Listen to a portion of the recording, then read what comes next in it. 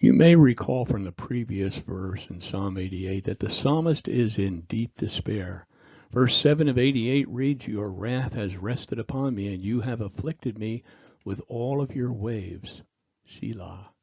The waves of wrath present an interesting word picture for those of us who live along the shoreline and have observed the relentless waves dashing the shifting sand in the fury of an angry ocean.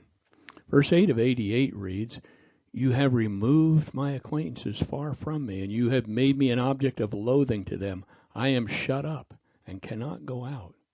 As I wrote in the illustratory dialogue in verse 3, in order to understand the emotional distress of the mortal mind, God allowed himself, through the person of Christ, to be tempted by death and Satan. Thus gaining an in-depth understanding of human frailty, Christ, during his arrest in the kangaroo court of the Pharisees, also experienced the evaporation of his closest friends, along with the crowd that had exalted him on his triumphal entry into Jerusalem. Those who, only a few days previous, had shouted, "Hosanna to the King," now to them he had become a loathing. Some may choose to argue the idea that God had to experience mortality to understand its devastating significance to mortal humans, because God is all-knowing.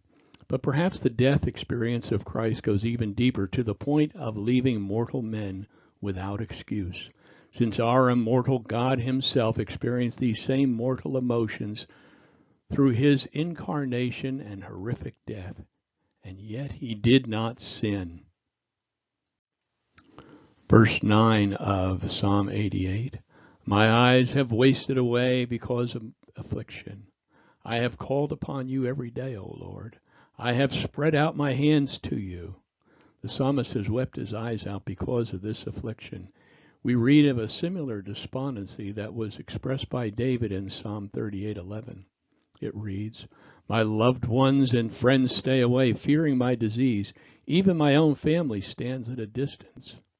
As well as a similar expression from Job. During his own temptation, Job 19:13 through 19 reads, "My relatives stay far away, and my friends have turned against me.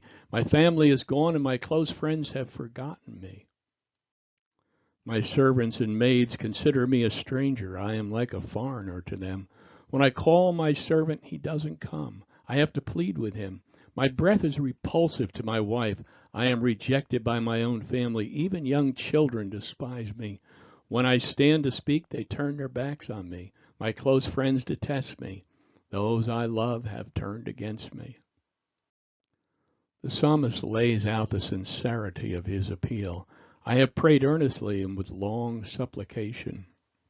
I have spread open my hands unto you, displaying my open heart, but I have received no answer."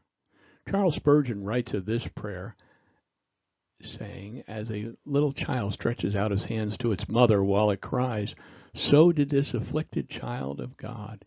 He prayed all over. His eyes wept, his voice cried, his hands were outstretched, and his heart broke." This is a prayer indeed.